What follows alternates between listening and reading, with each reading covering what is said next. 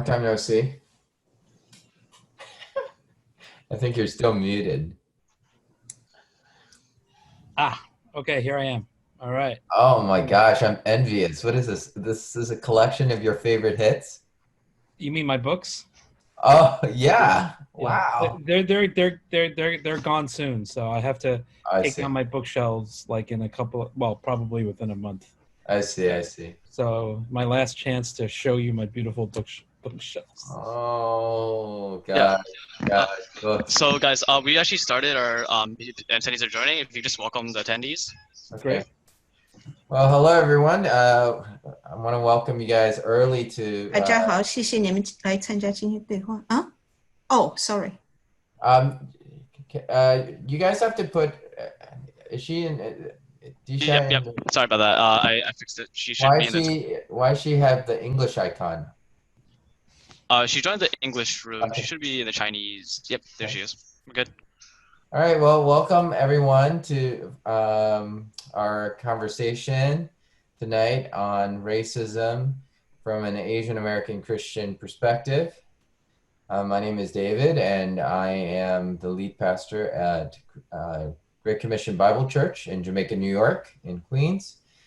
And we decided to have this conversation because this is a very interesting year.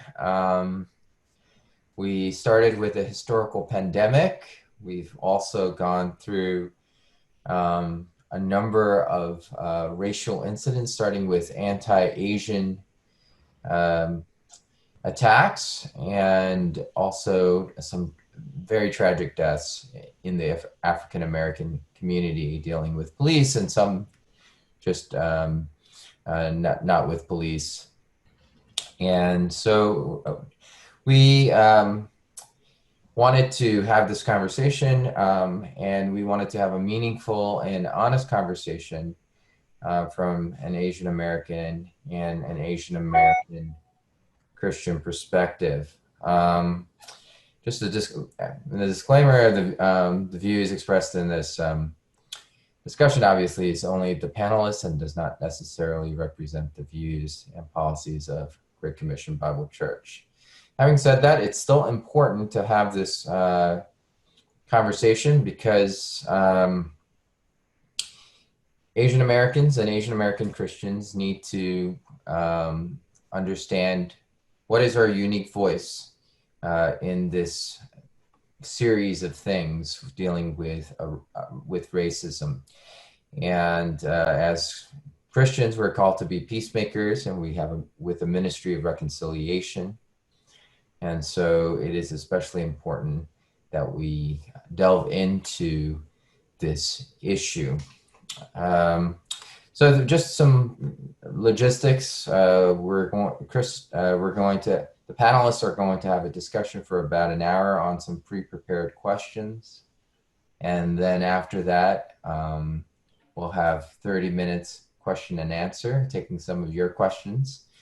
And because of time constraints, we can't get to everyone's questions. We wish we could, but we can't. So we'll have to, we'll get to a few of your questions. I just want to take the time right now to thank the interpreters. This webinar is being interpreted into Mandarin Chinese, and I want to thank our interpreters, Disha and Jack, for joining us and helping us translate this webinar into Mandarin Chinese. And about every half hour, I will kind of pause to give our translators a chance to switch over. So that's quite important. Anyways, I want to introduce my fellow panelist. He's an old friend, Christopher M. Kwok. He is, to start out with, he's a deacon at my old church, the church I grew up in, Christian Testimony Church in Elmhurst, Queens. And it's the first church I attended when I came to America. Additionally, Chris is an arbitrator and mediator with JAMS, which is Judicial Arbitration Mediation Services, and it is the largest arbitration and mediation service in this country. He is also a board member with the Asian American Bar Association of New York, as well as the Asian American Federation. And prior to his work with JAMS, he was a mediator and investigator with the EEOC, the Equal Employment Opportunity Commission. So Chris, thank you for joining me. Thanks for inviting me. Should I start talking? No. Yeah. Sorry about that. Just one thing before we start. For everyone listening in, if you're listening in the Chinese side, we actually have an interpretation option. And if you go to the bottom of the panel, click on interpretation, and you can join the Chinese panelist side, and you'll be able to hear a Chinese translation on live time. We also sent the instructions via WeChat if you guys want to look at them over there. And yeah, without further ado. Okay. Yeah, we have a couple of prepared questions, but I just wanted to, to start with giving it a little context to our conversation, Chris, in terms of kind of history of racism vis-a-vis Asian American Christians and Asian Americans in America, and how is that similar and different than other communities, such as the African American community? Yeah, there are a lot of similarities. There are a lot of differences. And so let me just unpack that in a really simple way. We don't have to get into all the details. But, speaking as we are Chinese Americans, we'll start with the Chinese American experience. And the Chinese American experience often has great implications for Asian Americans. So when we talk about the Chinese American experience, we're also talking about the Asian American experience. The Chinese really start coming to America in large numbers in 1849 during the gold rush. And when they get here, they face a lot of opposition because America, when it was founded as a country, it was a very specific idea of a country that it was founded for white people. And, so the concept of race really existed in America from the very beginning of America being founded.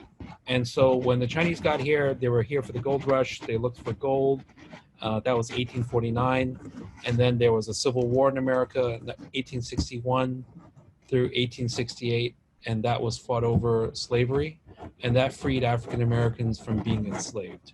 And that's something that we really need to keep in our minds, because African Americans and their experience really affects how Chinese are treated in America.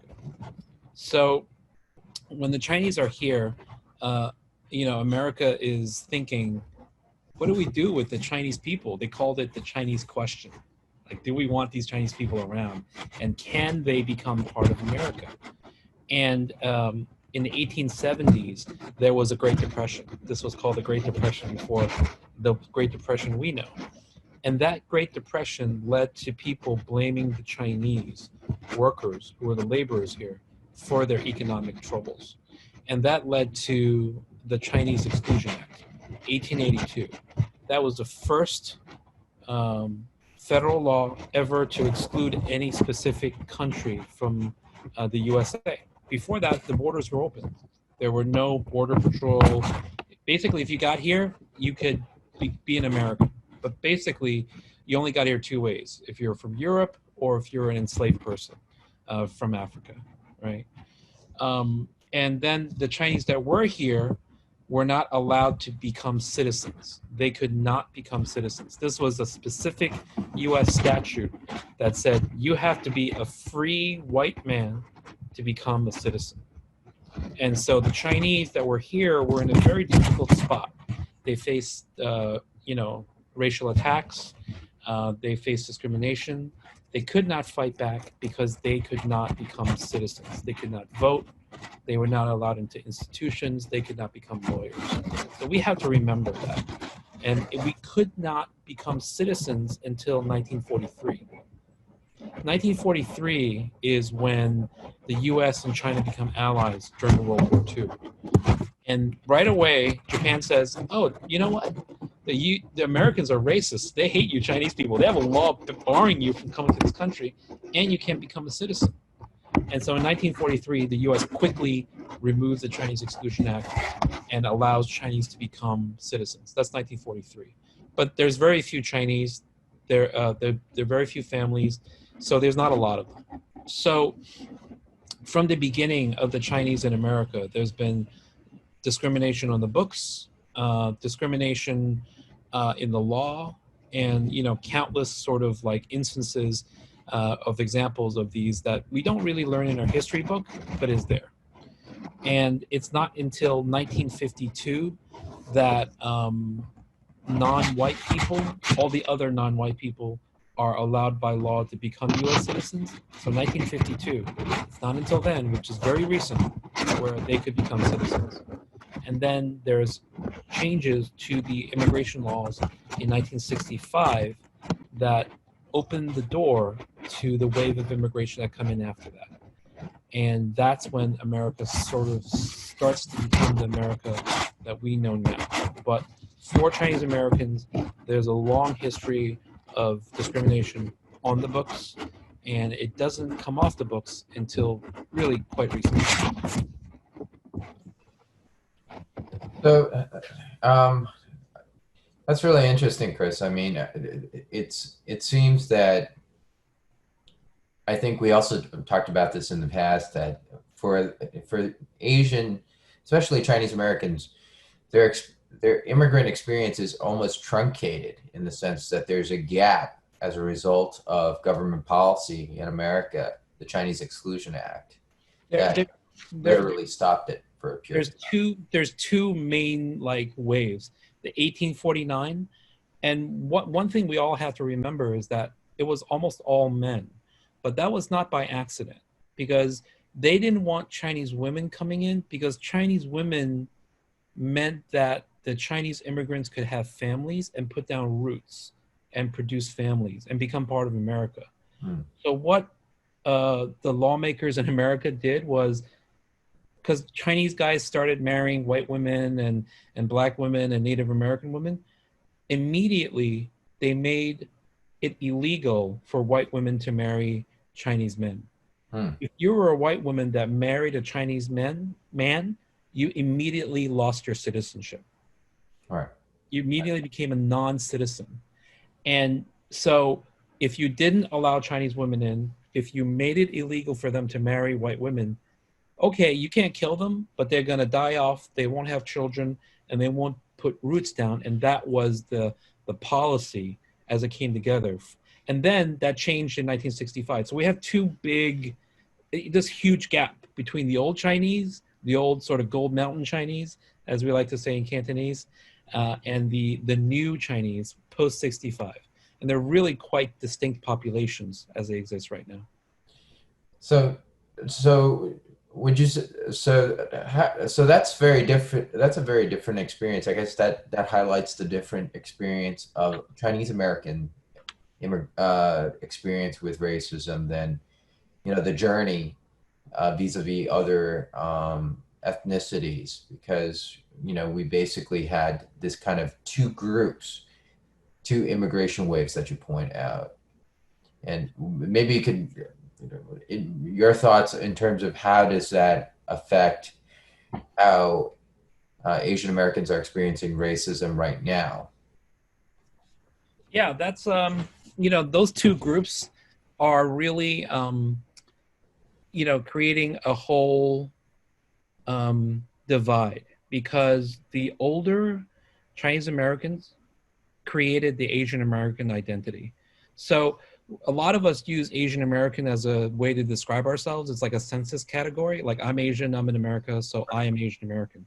Right. But it also was something else to begin with, something different. It was a political movement of Chinese, Japanese, and Filipinos. By that time, they were like third or fourth generation in America. And it was a political movement, and from the left, from the progressive left, and they support affirmative action, they support sort of left politics, whereas the newer immigrants have begun a new political movement that is more conservative. And so that these two populations are in some ways are going head to head on many policy battles. Okay. You see it on affirmative action. You see it in Black Lives Matter. And so these populations don't speak each other's dialect. They often don't speak each other's sort of, they can't communicate. They have very different understandings of the world and understandings of race.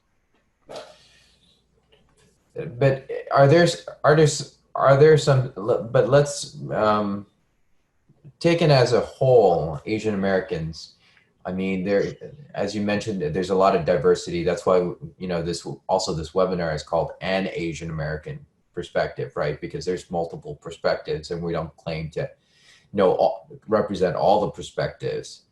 But taken as a whole, how is that, if you can, what do you think in terms of the differences between that journey and that experience with out and out racism vis-a-vis like African Americans? Yeah, I mean the African American experience, if we were to talk about it in biblical terms, is the original sin of the American Republic. Because if you look at the real history of America, it's built on slavery. And the wealth of America is built on slavery. The country is built on slavery, both the North and the South. And it was built on slavery, but it was also built on a system of racial hierarchy. It put whites at the top and blacks at the bottom. And it did so in order to enforce the social system that kept slavery in place. And I think the important thing for us as people who live in America and are raising kids here, or Americans myself, I was born in China, I came here when I was young, is to understand the history, is that, slavery was not that long ago. It feels perhaps long ago, but during slavery, blacks were not considered human beings. They were considered property. And whereas Chinese, we were never considered property. We were considered not white, not like first class, we were considered like second, third class human beings, but human beings nonetheless, because there was a very strict hierarchy. You're like, this is the racial hierarchy. And that is sort of coming into relief now. And even if you haven't thought about it, you exist within the hierarchy if you live in America. So I think that's part of maybe the awakening that people have thought about, in terms of living within the racial hierarchy. So the first thing is, of course, to remember blacks were treated as property. And that really goes to, you've heard Black Lives Matter, and there's a lot of debate about that. Is that okay? All lives matter, right? Shouldn't all lives matter? And one of the basic principles as to why Black Lives Matter is justifiable is because it's trying to remind you that black people are humans, which sounds crazy, right? But we are really living with the legacy of black people as property, and that's really important to acknowledge, because that's why black suffering is something that in white America is not something that is taken very seriously. I think that's a reality. So basically, if I understand correctly, what you're saying is like, and I see that as well, it's just a realization among Americans, and especially those who are considered subhuman or not human at all, historically speaking, a realization and basically a demand to be recognized as fully human. Yeah. I mean, if you look at like the protest signs from the civil rights movement in the 50s, there's a very famous sign that says, "I am a man." And you look at it and you go, okay, why was that, why was that necessary? It's because they were not treated as human beings. And actually, the lingo has entered into our language. You know how we say, "Hey man," African Americans were said to say that to each other, "Hey man," because they were called boy by whites, or they were not considered men. And so they would say between themselves to to reinforce their humanity with each other and to give each other the respect, but say, hey man, and that has entered our language too. And I don't know if people, have, experienced that, because understanding if that's true, I think one of the ways to think about it is to ask yourself, have you ever thought about when you go jogging, which neighborhood you should go to or not go to? Right. If you haven't worried about it, then that's because you didn't need to worry about it. But African Americans need to worry about it because depending on where they're running, the police might come for them. So that's sort of one way to think about it. And I think that recently there has been a surge in anti-Asian harassment. And I've thought about my safety going outside walking, right, for the first time. And I have to admit, I never thought of that before. I never thought, is it safe for me to go out, right? And so that helped me empathize, I think. And I think that's actually at the key of Christianity and the message, right? Is the empathy we have for other people's suffering, and then feeling that empathy and then seeing where that leads us to action. Yeah, I think that's really good. I think, and I think that is what we're seeing being played out right now, which is I think people are awakening to the reality and the destructive nature of racism, and feeling there has to be a better America out there, right, than the one we exist in. Yeah, I mean, I think that we need to really understand that race is a socially constructed category. It's a man-created category. It is not based on science. It is not something that God gave to us, and so I think we need to really step outside the frameworks that the world gives to us. There are obviously differences between people. There are, there are, differences in people. But in terms of understanding the world through race, that's a very specific, creation. And I think that once we understand that it's a man-made creation, we can begin to back away from that and to try to understand sort of God's creation, which is sort of like us appreciating each other's humanity and how we are gonna, look past these frameworks. So, you talked about before that Asians are kind of looked at subhumans, and there's a different experience there. I remember when I was in visiting colleges, I went upstate to visit Hamilton College in upstate New York, and they had a multicultural week, and they had one African American professor who happened to be a female African American professor, and for the multicultural week, and there was a big discussion, and I asked the question of like, how come, I was asking her about the dichotomy of, how come some Caucasians, they are fine with using the C word with Asians. But at the same time, they would never use the N word, or is feeling that they could not use the N word with blacks. And so her response is and pretty blunt, but to the point, but I thought it was very, very insightful. And her point is that she just don't feel, she said, I'm paraphrasing now, but white people just don't feel that guilty about anti-Asian racism than they do with black racism. I don't know. What are your thoughts about that?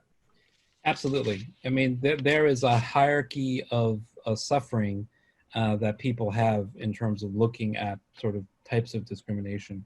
And Asians are perceived actually to suffer no discrimination, because many white people believe, many black people believe that. And in part because, and we talked about the racial hierarchy. So the racial hierarchy was a system set up, it's a social system, it's unwritten, right? There's no sort of rule book to racism, but it's there. And Asians are perceived by whites, by blacks, and perhaps by some Asians as honorary white people. And that's an important concept to sort of understand. There are honorary black people as well, but Asians are perceived as honorary white people. Because they're perceived, why are they perceived to be honorary white people? It's because they see Asians with nice cars. They see Asians in Long Island in nice neighborhoods. And so they feel like Asians are doing well. They're doing well. And this is what many people talk about when they talk about the model minority, right? So when they hear about racism, they don't think of that as a real problem, or they don't think of that as a real thing for Asians, because they see successful, they see wealthy Asians, and when they hear of discrimination or problems or Asian poverty, none of it seems to get all washed away. Yeah. Because Asians didn't experience slavery, so let's hear what's next. And it's a very crude way of approaching history, but I think that that is the reality, right? And yeah. I mean, that's actually really leads into the next point. That is the reality, and I think even some Asian Americans are also in that boat, feeling like that Asians maybe experience less or don't experience racism, and therefore we're complicit. But what I understand that's what whites and non-Asians and maybe a few Asians or some Asians think. But do you think that's the case, that we don't? I mean, that we kind of like, because we kind of made it, we're going to the good schools and we're moving into the good neighborhoods and we drive nice cars, that somehow that we're honorary whites and stuff like that. What are your thoughts on that? Right. And that, we might be complicit in racism, right? Yeah. So I've heard a lot of those, sort of arguments.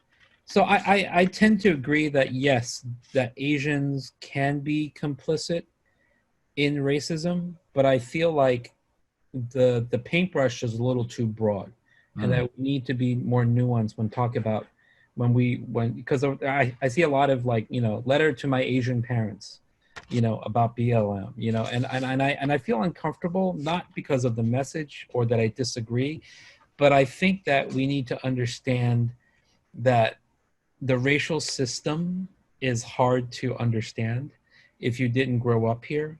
If you didn't go through high school in this country, I think, at least, even if you went to college, I don't think you would understand as much. But if you didn't go through high school in this country, at least, you won't understand sort of the racial system there, because many of these rules are unwritten. You just live them. And if you feel like I worked hard, I did fine, and I don't need to think about anything else, you need to rethink that, because I think we need to, even if we get some of the Ivy League degrees or the nice homes of the system, we need to think about, is the system working for people? Is it only because that they're not working hard, that they're not succeeding? And if we buy into that, we need to think about if that's true or not. And I think that's what this moment is sort of pushing us to reconsider, because the critique of the model minority is that by accepting the goods and being honorary whites, we support the system, right? We support the overall racist system. And we shouldn't, because the system is racist and it's wrong, it's evil, and it, perpetuates the success of certain groups and not of others. So we shouldn't even benefit from that system. That's the argument. But do you believe that we are indeed honorary whites? Because there is the contrasting thing of you have a guy like Andrew Yang, who ran for the Democratic nomination, right? And then he recently came, I think a few months ago, came out with an op-ed piece where he said, because of the pandemic and the anti-Asian wave, when he went to the store, he suddenly felt very self-conscious and very, uh, that he was almost ashamed of being Asian again. I mean, Yeah. it seems like that's, I don't know. It seems like that status is illusory, if not very, very on very, very fragile footing. It is indeed fragile, and it is not a. I think the reality of it is that we are honorary whites. That's what's given to us as a status, but it can be yanked away at any moment, like we're seeing right now, which is that particularly East Asians, right? If you're perceived to be Chinese, Right. uh, that is yanked away because before it was yanked away, you never thought about your race. You never thought about being Asian wherever you went. And that was a privilege, because if you never thought about being different or it didn't bother you that much, then it was on some level a privilege, right?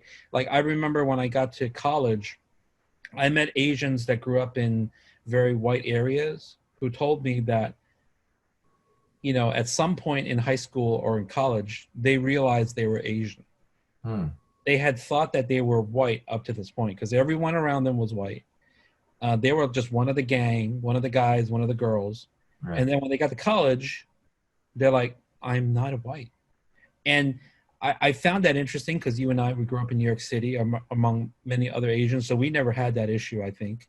But if you grew up in a very white area, you did. So that shows how Asians occupy a very funny space, because if you were black and you grew up in an all-white area, you would have never hear a black person say, I didn't realize I was black until, because they understood the lived reality for them was very different. So I think that we need to understand that. And I think that all goes to empathy and love for one another. And I think that's really where our faith, sort of the direction that Jesus has given us really comes into play is I think we're in an empathy revolution right now, right? Like because I think empathy leads us to treat other people as we would want to be treated, and we would give them that love that they deserve. And I think that's our call, right? I think, within sort of the racial system that we live in, that we benefit from. And sometimes when you benefit from it, it's not that you're a racist and you love it and you're benefiting from it, you love it. Yeah, I love racism, right?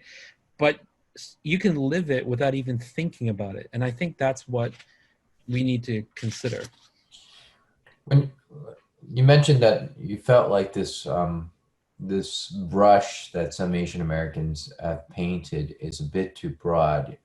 I mean, obviously, you can agree with certain parts of the contention of Asian complicity with racism, but why do you also feel that the brush is a little bit too broad?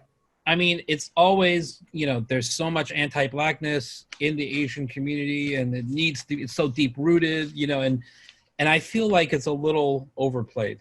I mean, quite honestly, if you look at the history of the world, if you say, hey, Chinese are racist too, I'll be like, okay, I agree. If you want to paint that thing, that China is racist. If you go to China, the black people experience racism when they go to China. And I totally agree with that. But if you look at sort of the world history and you look at basically the last 500 years of history, Mm-hmm. You have Europe colonizing the quote unquote new world, and they benefit and they are able to make tons of money in part because of slavery. So it is Europe and European countries that begin the institution of slavery, the importing of people as property. And it continues for well over 300 years. And it ends in America the latest, right? Yeah. And so they built a racial system on top of that has deeply seeped into their collective consciousness. And it has infected the world. In Asia, or let's talk about China, it wasn't a part of that slavery system. It did not trade on slavery. It did not own slaves. Now, Western media has gone worldwide. In many ways, popular culture much of it is Western media. So of course, countries will adopt sort of racial and racist ideas and reflect that. But when you can't point to racism in China and say it is the exact equivalent to racism here, because quite honestly, China never owned slaves. Yeah, it never owned African slaves. And the attitudes of the parents, yes, it is racist. It can be racist. It is racist, but it's not the same as someone in America or Europe that is the descendants that have benefited directly from the institution of slavery and sort of the race hierarchy that has come with it. So for Asian American youth, and they're fighting the good fight, they want to do the right thing, to say you're complicit, yes, but that brush can be a little too broad. They need to understand where their parents are coming from, because their parents didn't grow up here. Their parents did not grow up in this racial system and therefore are racialized in the same way. They don't have the same understanding as their kids because they didn't grow up in the system. They have a different understanding of the world. You know, I think for kids that grew up here and their parents grew up as immigrants outside of this country, they need to ask themselves, can you understand the world your parents grew up in? Can you talk to their experience? When you are able to do that, then you're at parity and you can judge, they can judge you, but they don't because they love you, and they understand, right? So I think that there needs to be, those talks need to happen within love and respect for their parents and understanding of where they're coming from. And I think also of an understanding of world history, you know? Yeah. Yeah, I just want to pause right here. Before we continue the conversation, I know we're just to give the translators a chance to switch over. It's a near impossible task to translate simultaneously, so I just want to give them that courtesy to have some. Yeah, thank you so much. It's a really hard job, and thank you so much for doing this. Yes, thank you, Disha and Jack, for helping us. So we're just going to pause for a second and let them transition over.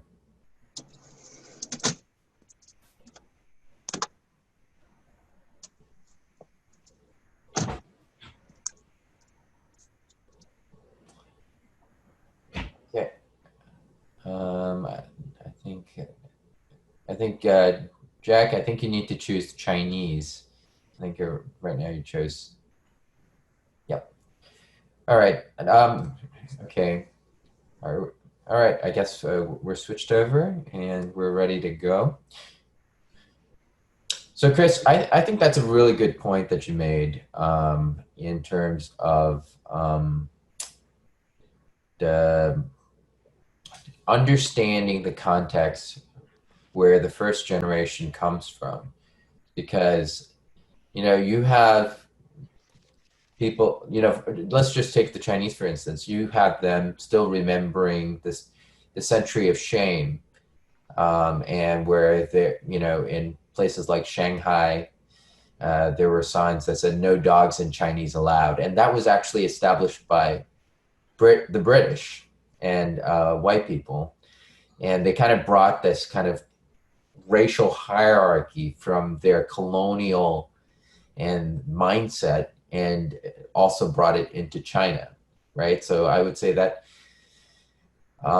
that's also like another layer to it. So yeah. When you're telling someone who vividly remembers their parents not being able to enter a park in their own country and having a sign that says you and dogs are about the same thing, again, subhuman, maybe even below human to animals, but it's in your own country.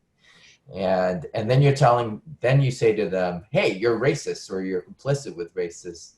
I could see it not going over so well. I don't know. What are your thoughts? Yeah, no, I mean, colonialism is deeply related to racism. I mean, racism was created within colonial contexts. Nice. So, and we shouldn't forget that, you know, and America was particularly imbued with colonialism. So it was a settler colony, right? So people have said that. Well, what's a settler colony? Okay, what other types of colony? There were extraction colonies. that was like Jamaica, the Caribbean, because the Europeans didn't even go over there in large numbers because they never intended to.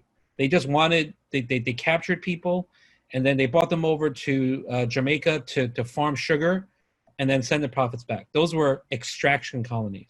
But in America, there were settler colonies, which meant that there were vehicles for people, white people, right? Because this is a colony for the continuation of Europe. That was the original thing. And that is really why, like, America is deeply associated with white people, because it was explicit. Like, even today when I go to China and I meet people and sometimes I say, I'm from America, and they call me the fake white person, because they deeply understand that, right? So we can think about the connection between colonialism and what we experience today, because they're one and the same, actually. They just are continuing to one another. And in terms of understanding generational sort of influences, people always make a big deal when they see the swastika in Asia, like in Thailand or Japan. They go, oh my God, the swastika, don't you get it? That was the Nazis, right? And I agree, like, they should understand that. But no one in America cares about the Japanese rising sun flag.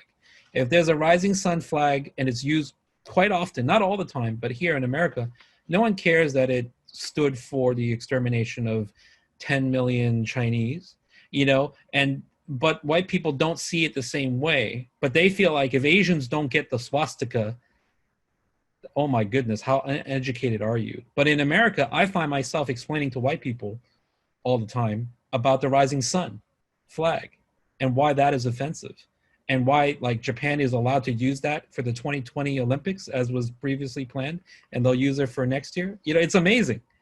So that is, and I talk about that just as a way of saying, as we talk about supporting Black Lives Matter, as we talk about this, we should, and we need to be sensitive about how we approach our parents and our elders, because I think we need to do it in a way of love and a long-term relationship where we have a discussion with our parents about this country, because they are learning about it as adults in many ways that they didn't have a chance to do. But if we grew up here, we're just in it. We're swimming in it. It's the water we swim in.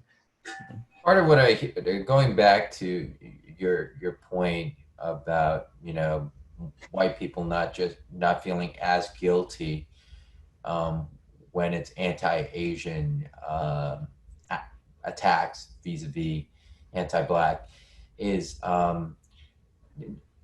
regardless of how it plays out, it seems to me that it's still determined by the white majority, like what constitute racism and we feel guilty about, and what doesn't constitute racism and therefore we don't feel guilty about.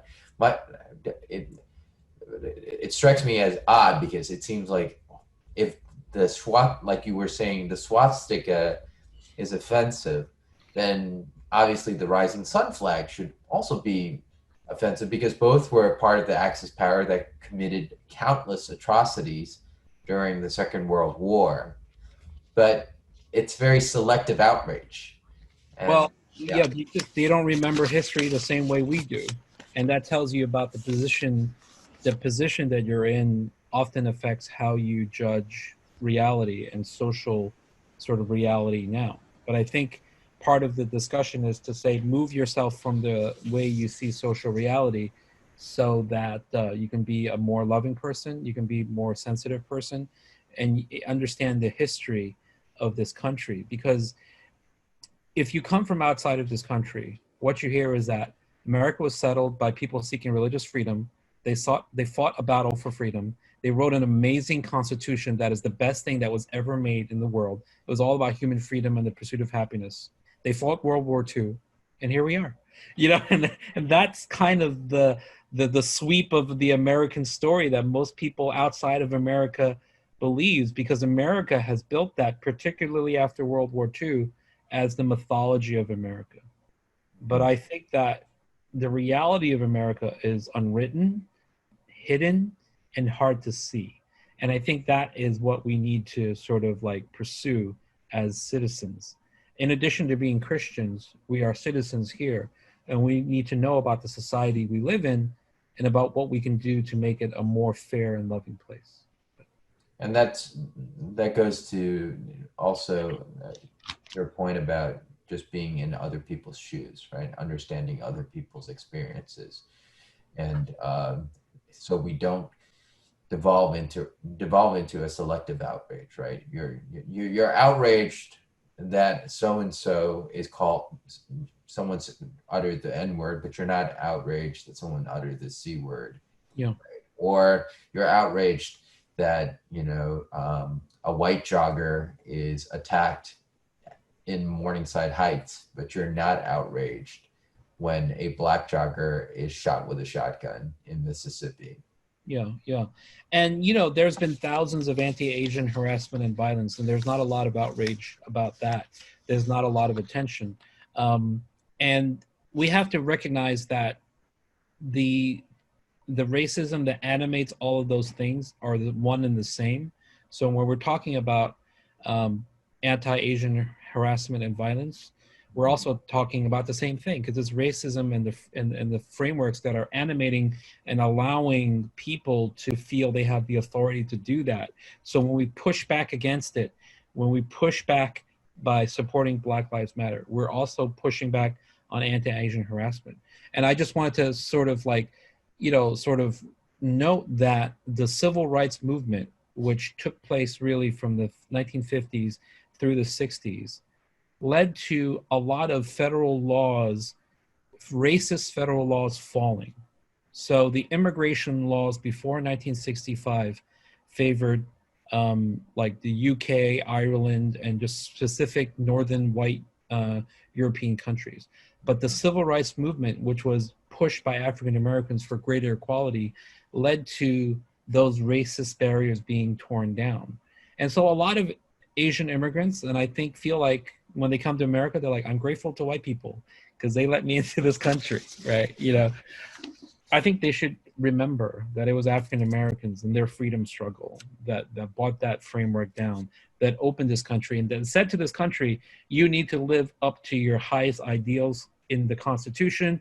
It's time you did that. You haven't done that. And Asian Americans got to ride in on that wave.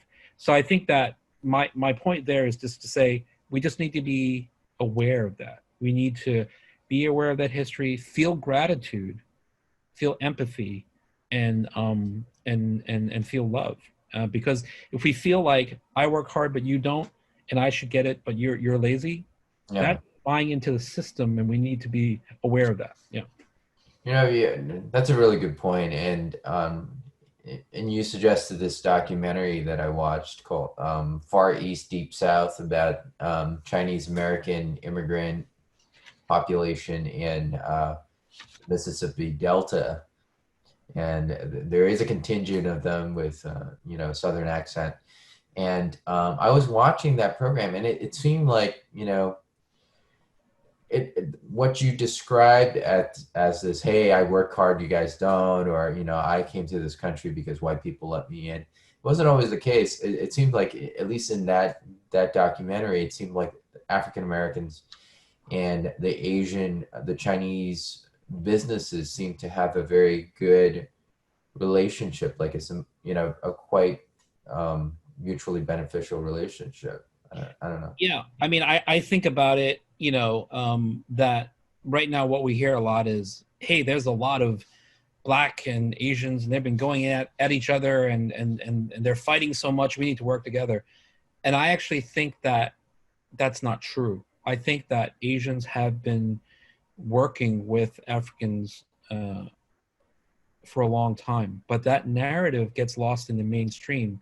Yeah. And that documentary shows you one example. Like, Chinese came into America because the end of slavery necessitated labor.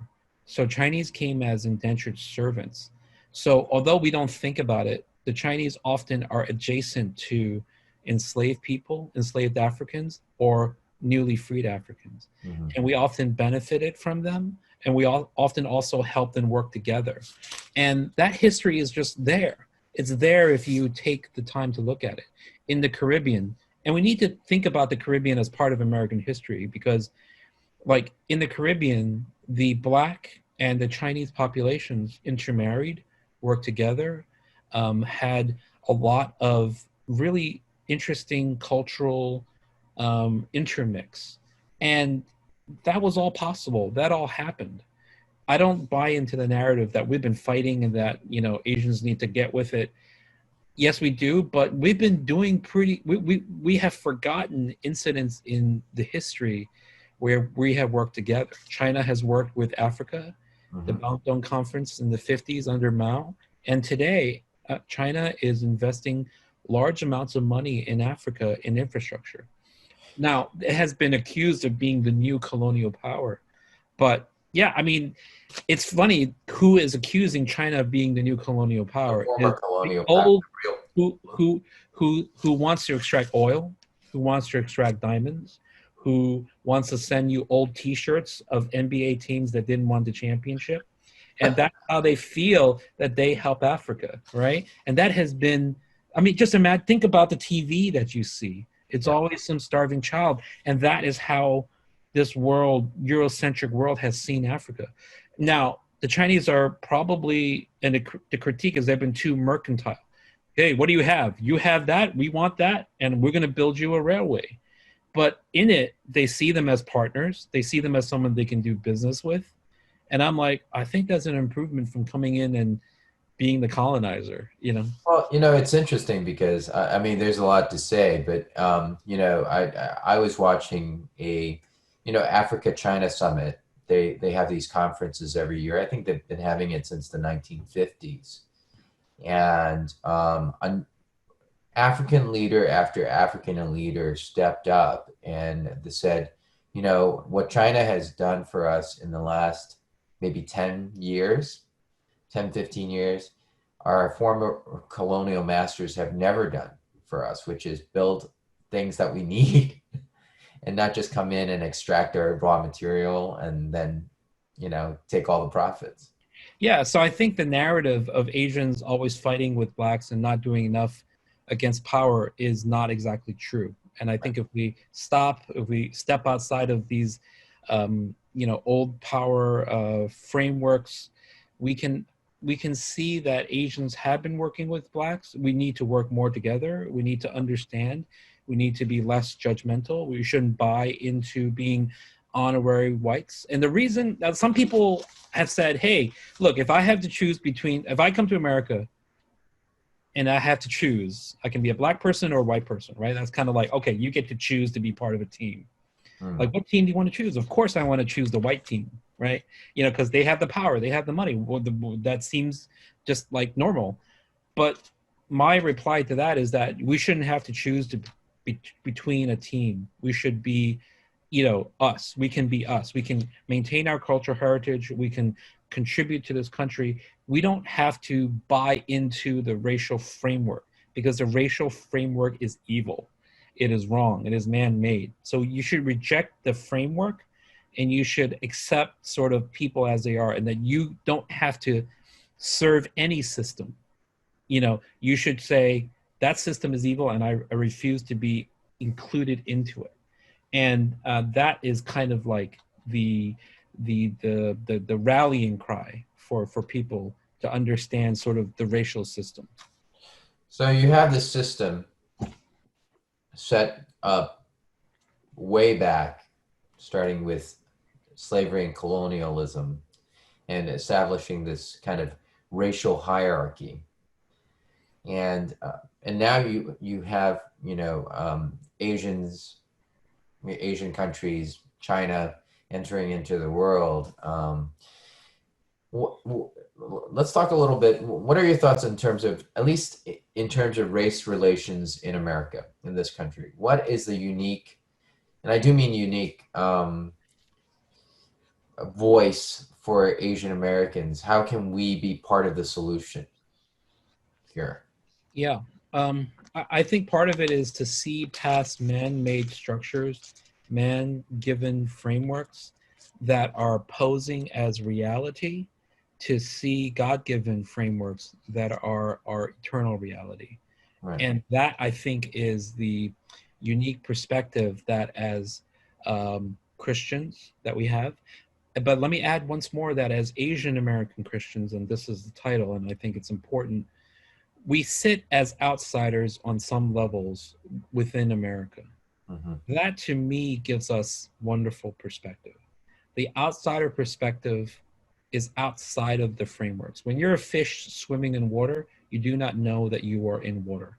So when you are not in the water, you know that there's water and that there's fish and there's other things. And that gives us wonderful perspective if we take the time to look. And then with that time of reflection, empathy, and God-given vision, we can really be effective change agents, I think. I think that's what we bring. I think we can. What do you think about also the idea that we can be a bridge? Because you did mention that at least some whites see us as, temporary honorary whites, but at the same time, we don't have the same type of history of bitterness with African Americans. Despite what some Asian commentators want to comment, there is not a moral equivalence there. And so as a result, do you think what do you think about the possibility that we can be a bridge between these two, racial groups that have been going at it for centuries in America? Yeah. I think that's a real, I mean, in some ways I'm I'm a mediator. My whole career has been about race. Like, just sort of a little bit about myself, I'll introduce myself now, an hour in. What I think around high school, I started thinking about, who am I? What is this place, America? Where do I enter? What's my place? And I spent undergrad studying that. I studied government. I studied Asian American studies. I went to law school because of critical race theory and all the theorists there at the law school. And I spent a lot of time, and then I got to work with race. Like EEOC is all about race and discrimination. And so I feel very lucky that I've had that, moment or a career to live and think about it. And we can be, if people will hear us, because often, the power structure will not think that we have anything to add, to the conversation. That's just the absolute truth, which means that we need to be very strident about what Asian Americans can bring to the table. So I think for all that are listening, that if you have not thought about race or done anything about race up to this point, that's okay. I think that we are in this moment where you can learn, read, and then do one thing more than you've done before. And I think that that's all like you can ask of yourself, because the one thing you do, you show up in a meeting, you become part of an organization, you put on a talk, you put on a panel, that will lead to other things and to activate other people. And that's where I see it. We don't have a space as Asian Americans within the larger public conversation. But in this time of YouTube and the webinars, we have space that we can make ourselves. 15 years ago, we didn't have this at all. I mean, this interpretation is awesome. The fact that that's possible. And then people can watch it on Facebook later, and, my mentors were African Americans in my workspace. They gave me the opportunities that I couldn't get. I had a hard time finding a job afterwards. My mentors are African American. That doesn't mean that every position, and if you Google my name, it doesn't mean every position that I take has been a progressive left or has been seen as a progressive left position. And I've struggled with it, but I've also wanted to be honest about it. And I think that's what we really all need to do, is to be honest, is to do the thing that we think is right, and then just do it. Because if you don't do anything and you benefit from the system, you are complicit. You're just riding along and you haven't thought about it and you're benefiting from it. But we need to be critical, and we need to think about what's one thing that we can do to better the system. Yeah, and I think we're starting, a number of people are starting here in terms of having these conversations. And I think, you use the word honest, and I think that's really key, right? To have an honest discussion about it and if you haven't thought about it, just start, if this is a time that will get us to start thinking about it. You can't find a solution until you start thinking acknowledging that there's a problem and start thinking about a solution. So I think that's really important. And I just echo what you said. You know, I've also had, you know, African American mentors who just spoken to, you know, just really invested in me. And so I think, and I've done, you know, the same. And I think that's it kind of goes to what you were saying about just stepping outside of the system, being outside of the system and saying, hey, this system is messed up, and there's something wrong with the system, and then you can find a solution to the system.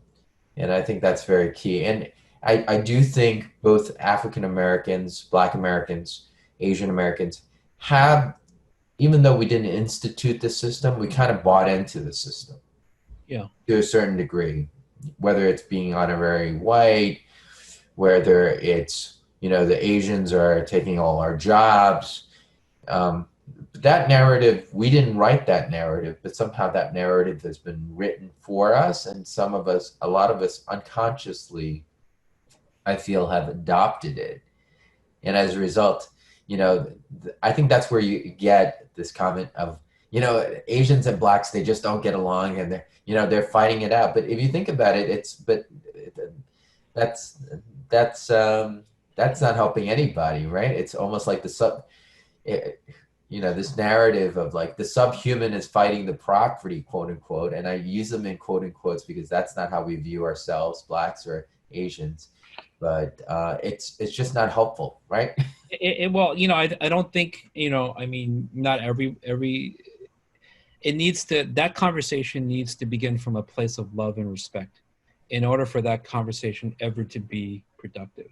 It needs to begin with love and respect, just like your parents love and respect you and do things for you and will forgive every mistake you ever make, you know, carry every bad thing you have in you through 20 years to make you deal with it and to cure you of it. That love that your parents and your elders have shown you, you need to return in that conversation, because that conversation needs to happen, but it also needs to happen in a sensitive way that honors their sacrifice and what happened. And that is hard, because that is a long lifetime commitment. But if you're not willing to do that, if you're not willing to commit that, then you're just yelling at people, and you will not change their minds.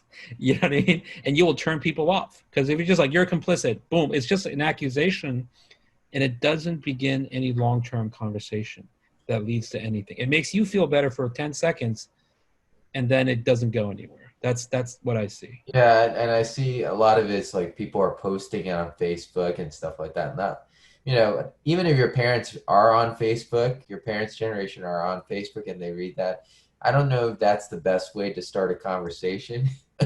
writing a diatribe on Facebook or social media or somewhere, like I'm not sure if that's the best way. At least that's how I grew up. And I think you need to talk to people, but I think you make a really good point of stepping out. It seems like your point is Asian Americans can really almost act like what you do at your job, like as a mediator, as a third party, right? You come into things. That's right. You know, like I've done this job now for close to 20 years, and I'm glad. I didn't want to do this job because it's really hard.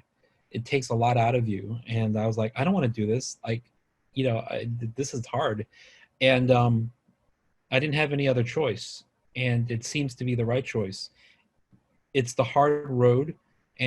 But now I live it. Like I live it because I believe in dialogue. I believe in respect. I believe in you, the person, always being open to change your mind and to learn and to know that we don't have all of the knowledge and that it's informed. And I think the most important thing for our Christian faith is that it's informed by love. And I think that it's socially outside of the Christian faith. It's now, I believe it's the empathy sort of revolution. I think of this as an empathy revolution, you know, so I feel like we're matching up where we're feeling more empathy for each other. And that is hopefully going to lead to a better society. I I see a lot of questions. Should I just try to go through them and Yeah, answer? I'm gonna there's been some questions that have been selected, so but first I'm gonna take a pause and just let the translators switch again. So we're gonna pause to let Jack off the hook. Thank you so much, Jack. And Disha is going to come on to help us translate.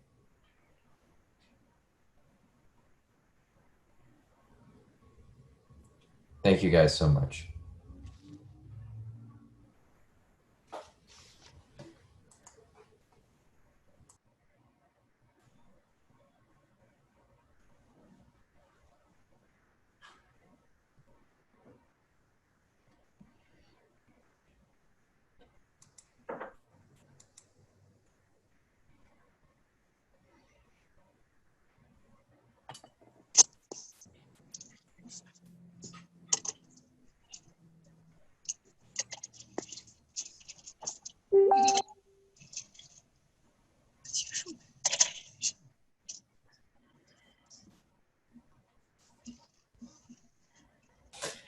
I mean, Chris, I really liked your NBA jersey comment. That was hilarious. Yeah, I think, I'm going to go to some of these questions now. Okay. Great question. All right. So I'm just going to go over these questions. Thank you for an exceptional presentation. As Christians, we should take our identity first and foremost with Christ. However, some argue that this also translates into, as Christians, we shouldn't see color. So back to your point, should the church and or Asian American communities support Black Lives Matter movement or other movements that support social and economic justice in the same way that the African American community supported the Asian community when Vincent Chin was murdered by a white man? Thank you. Yeah. And for those of you that are aware of the Asian American movement, the Vincent Chin movement was an important part of organizing for Asian Americans, and it became a national issue in large part to Jesse Jackson and the Rainbow Coalition when he came to a press conference and he was running in the Democratic primary, and he made the Vincent Chin issue a part of his campaign. And so we had African Americans having our back as an Asian American community when we were organizing. So to back into the question for Earl, I think that we shouldn't see color, but it's at what point don't we see color, right? Because right now we're dealing with a system that's all based on like color, like white, black, yellow, red, it's kind of ridiculous, right? We need to engage with that system in order to break the system. So like at the end of like if we're successful, at the end of it, we can see each other as humans and we don't have to see color. But right now, I think we need to see it, not because we believe it and we think it's true, but in order to be anti-racist, we need to engage in seeing the color because that's naming the system. And at the end of that process, if we're successful, then we don't need to see color. Like that's kind of how I see that question. Yeah, and I also see it, Earl. That's a great question, by the way. I agree with Chris, and I also say that I think there's a dichotomy between seeing color and acknowledging color, but at the same and differences. I would like to use differences, seeing differences and acknowledging differences vis-a-vis supporting a movement per se, right? I think the interesting thing is if you read the book of Isaiah, God's sense of justice is just enormously greater than human senses of justice. So we talk about this justice, we cherry pick our justice, social justice, economic justice, but God's talking about the whole package. And I remember we studied the book of Isaiah in law school in my previous life, and that really floored me in terms of God's sense of justice. So that's my thoughts are on that, but I think we do need to support. We do need to fight for justice, and I think we do need to stand together with all those who are victims of injustice. And I think that's biblical. I think Christians are demanded to do that. But thank you for that great question, Earl. All right, I'm going to go over to the next question from Pastor Paul Epp in Ithaca, New York. I think, Chris, you are familiar with Ithaca. He's an English pastor at a Chinese church up there. And he says, what are your thoughts regarding what can be harder for Asians to be, that it can be harder for Asians to be accepted into prestigious high schools and colleges? Should schools consider race in acceptance so that the student body can be more diverse? Yeah, this is the biggest issue, particularly for Chinese immigrants. And I have been active in this issue. So if you Google like my name and Shazat, which is like the test to get into the top high schools in New York City, I have been a proponent. I have been saying, let's keep it. And that is not a progressive left position. That's considered to be a conservative one. And I have spent a lot of time thinking about this. And as Chinese and as Asian Americans, we really have an idol, which is academic success and Ivy League schools. Those are idols that we have in our lives. So I think we need to examine ourselves, why they're so important, you know, because we feel like if we go to Harvard, if we go to Yale, if we go to Princeton, we're going to have a easier time in society. We're going to have good, you know, maybe we'll be more white, you know, to put it very explicitly, right? People don't think that explicitly, but they might think that implicitly. So basically, should we support affirmative action? I mean, if you look at sort of where affirmative action came from, you look at sort of discrimination against African Americans over the course of this history, you kind of understand where they're like, okay, we want a little space for African Americans. I mean, I support affirmative action in principle. I believe how it's worked in higher education is dysfunctional. And I do think that we need to redo affirmative action because it happens in a black box. We have no idea. And quite honestly, a lot of affirmative action does not benefit African Americans. It benefits Caribbean blacks. And that's important because if affirmative action is about making up for the sins of slavery, then we owe it to African Americans and not actually to Caribbean blacks, let's say. So that to me, that's an important distinction. And so I think that as Asian Americans, we need to not idolize these schools so much. At the same time, I want to recognize that, you know, sort of the hard work that people put in is to be valued. And so that is the single most difficult question. And that has been generating a lot of conflict between Black and Asian communities. And there's no easy answer. Yeah. But at the same time, you know, there have been opinions that, you know, why are we limiting minorities? Why are we only talking about these few schools, prestigious schools that are open to minorities? Why don't we open up a lot more schools to minorities? And why don't we expand the pie and fix the, you know, the educational system rather than simply saying, hey, let's fight over crumbs. Why don't we kind of talk about the cake? Yeah, no, I mean, that's been for the specialized high schools in New York, that's been sort of my position. And, you know, 60 to 70% of New York City public school is Black and Latino. Right. And high schools, and like 14% are white. The whites have essentially left the New York City public school system by the time they get to high school. That we need to talk about. Where are they? They're in cheaper private schools. They're in parochial school. They're in the suburbs. And the money has left to go to the suburbs. So actually we need to talk about the systemic issue of funding, you know, our schools, suburban versus urban centers, right? And so once again, the conversation is about, let's not have the Asians fight the Blacks for the crumbs at the table or under the table.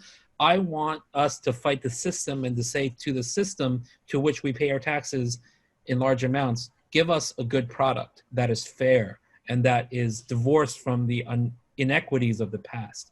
I think that's a position we should adopt. So the next question is, recently on social media, there's been a huge movement to acknowledge our implicit biases. Do Asian Americans have an implicit bias that we should acknowledge? Do Asian American Christians have an implicit bias that we should acknowledge? I guess they're similar, but what are your overall opinions about implicit bias? I mean, I believe that there are implicit biases, but I don't like that theory in the sense that I don't like it sort of excusing people.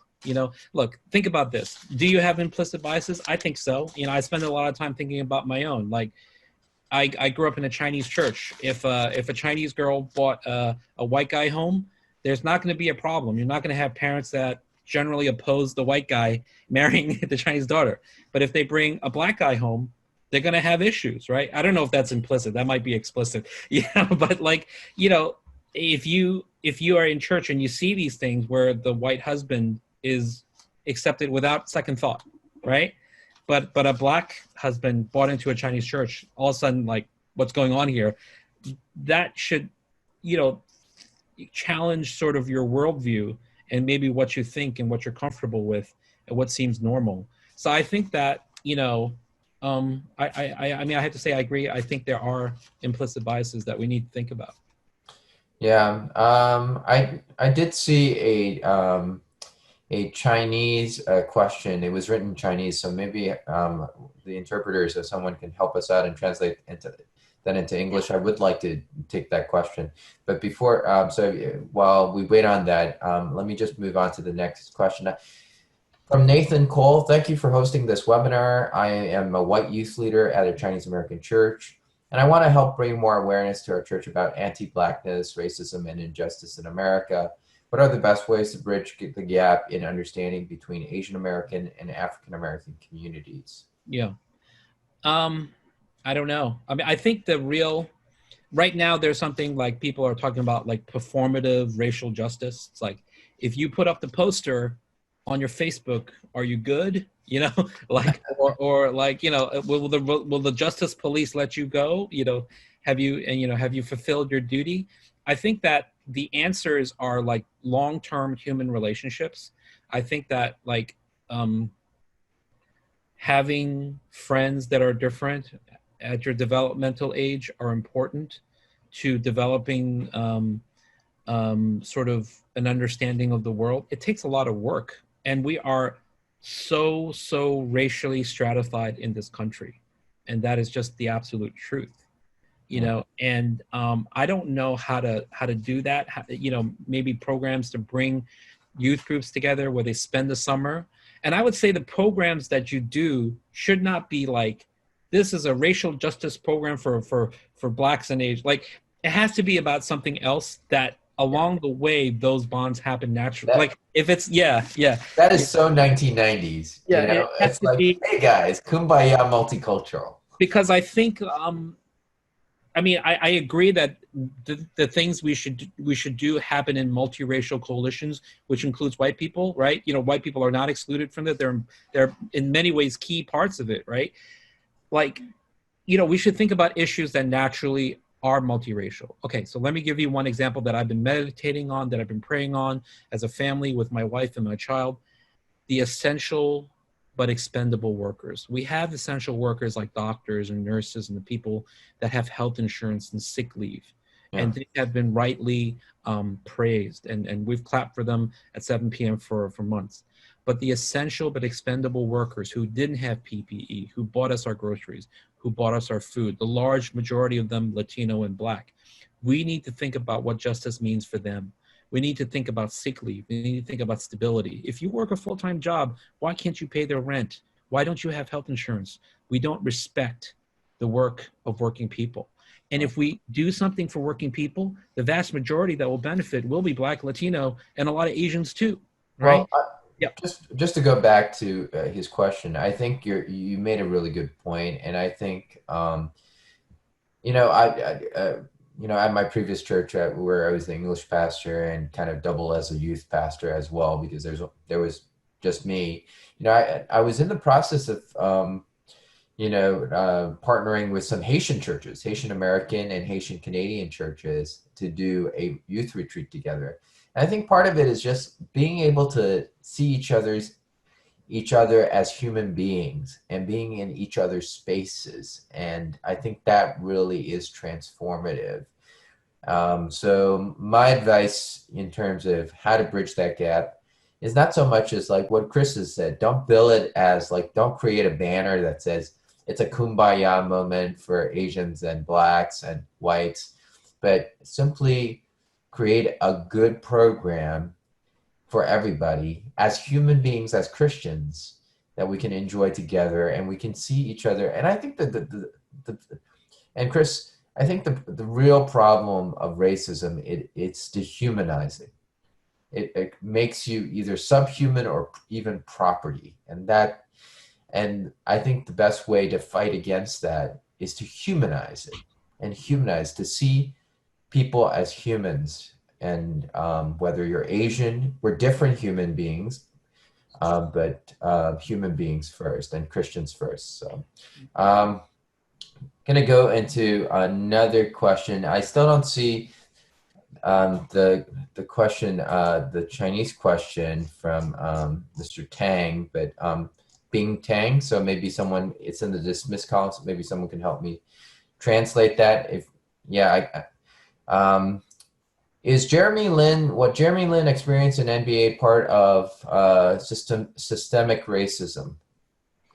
I don't know. I actually think that Jeremy Lin did experience racism from the African American players. That's my personal feel. But let me explain to you. I don't think it's systemic, because African Americans don't control the NBA or the system. They're part of it, right? And so it's kind of like, this is how I see Jeremy Lin and his reception by the fellow African American players. This is what I think.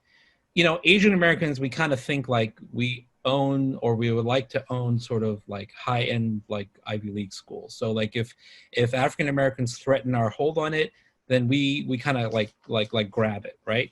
So that kind of mirror image happened in the NBA when Jeremy Lin got his moment in the spotlight, because I think African American players felt like Jeremy Lin's getting affirmative action because he's getting all this attention just because he's Asian. He's the 15th best point guard in the NBA, and that's wrong, right? But what they were doing was they were protecting the little piece of the pie they had in the NBA. Now, little piece means a $10 million salary, right? But they were protecting that piece of the pie against perceived sort of attention on Jeremy, right?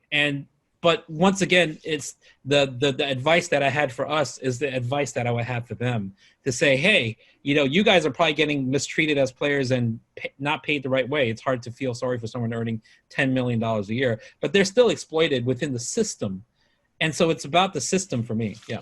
Well, yeah. And you have President Obama, who's a big fan of Jeremy Lin because they both went to Harvard. So yeah. When Jeremy is really, you know, I don't know if you guys have heard Jeremy talk about Christianity, his faith, race. When he is done with the CBA, we're going to have a heck of a pastor. And I hope, whether he's a pastor or he's going to talk, he's going to have a lot to say. He's going to have a lot to teach us. He's going to be really valuable. He's thoughtful. He's smart. And I can't wait for him to be done with the CBA, you know, and for him to share that with us. Yeah, just for full clarification, this webinar is not paid by Jeremy Lin, but we love him because he's Christian. Now, the translation for the Chinese from Bin Tang is, racism is rooted in history, but in real life, could it be also possible that the discrimination against blacks in America is also related to their economic situation, education level, and crime?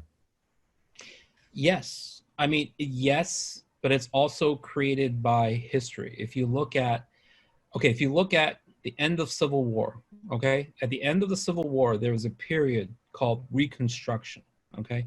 And for 12 years, the U.S. was trying to do right by the newly freed slaves. They went to the U.S. Senate. They had city government. They owned businesses. The U.S. was slowly giving freed African Americans what they deserved as human beings. And at the end of 12 years, they took that all away. If you look at the history, they gave the local government and political power back to the whites in the South. They took away all their economic and political gains of 12 years.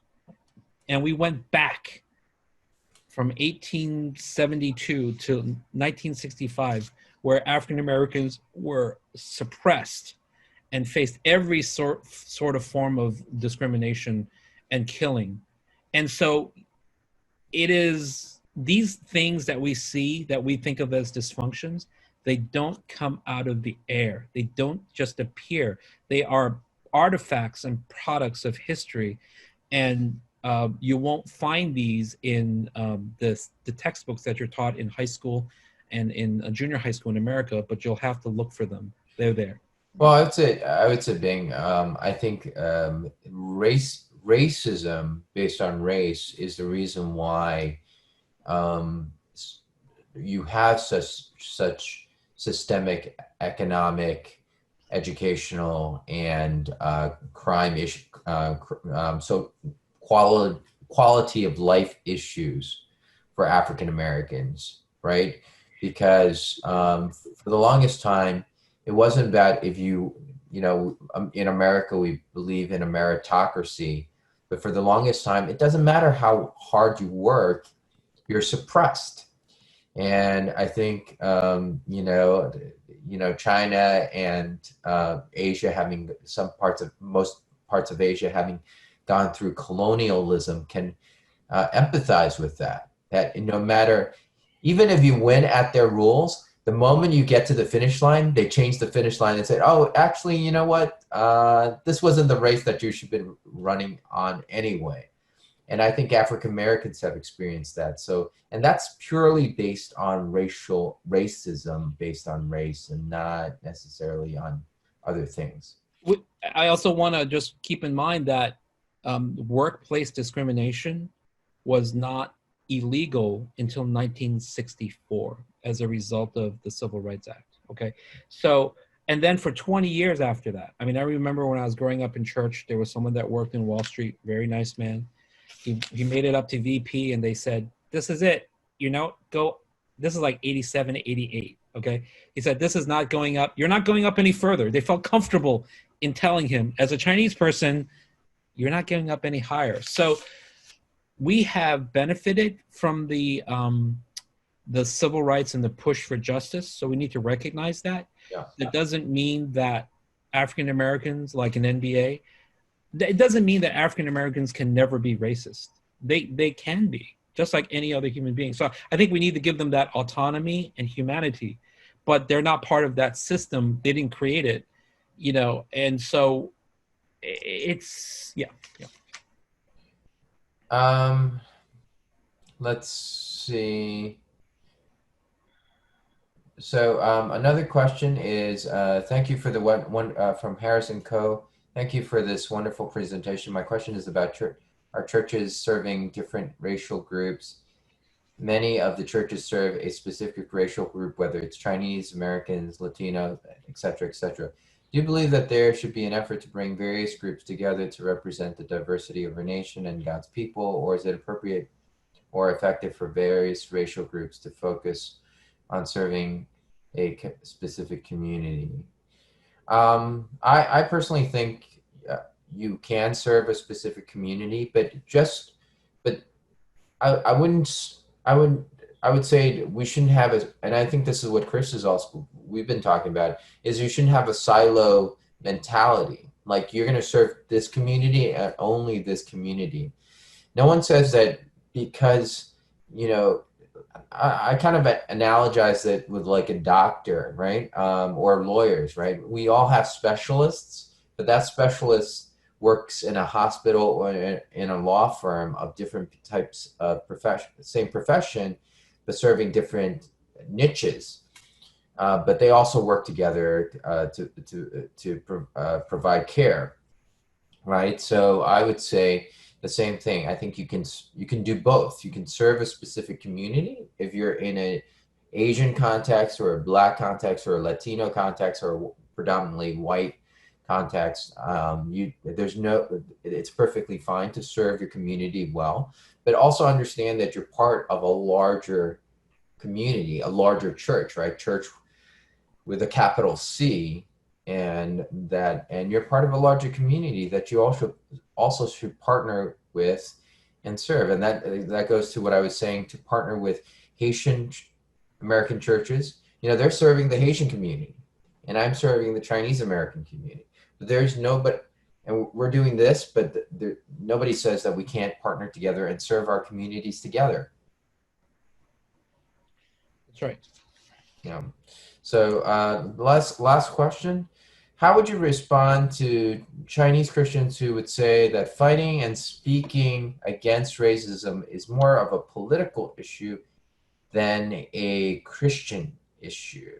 Yeah. Well, choosing not to be politically active is a political choice. That's the first thing.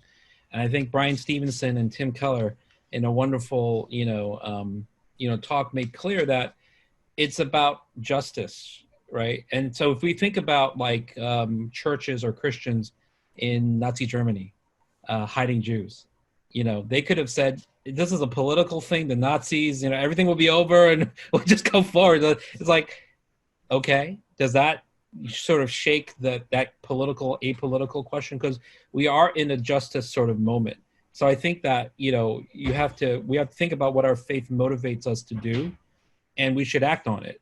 And I think that it is a cop-out to say that that's a political question and we can't be involved. Yeah, I'm not sure. I would just say, from my personal opinion, I don't necessarily see the line drawn so clearly, right? Jesus talked against political issues, right? When the Pharisees confronted Jesus about should you pay taxes, right? That's a political issue, right? Should we submit to the Roman authorities? He didn't shy away from those, and he didn't say, well, you know what, that's a political issue, I'm not going to touch it, I'm just not going to answer that question. He didn't do that. He spoke right to it, and he said, listen, you've got to pay your taxes, but you also have to pay God, right? You give to Caesar what is Caesar's, and give to God what is God's. And I think justice, you can't say fighting for justice is only a political issue, because that would say God doesn't care about justice. And that is just not true if you look at the Bible and the scriptures, right? God cares about justice. God cares about the widows and the orphans. God cares about the poor people and the rich people. God cares about everybody, and he cares about a total justice for humanity. And so it's not so, I don't see it as so clear cut. I think we're a little over time, but we can take one. We'll just take one more question, and then we'll wrap it up for tonight. And the last question I see here is, and I think this is something that Chris wanted to talk about too. We've been talking about back and forth, just the whole your opinion about the Peter Leong case versus the Leo Garner case.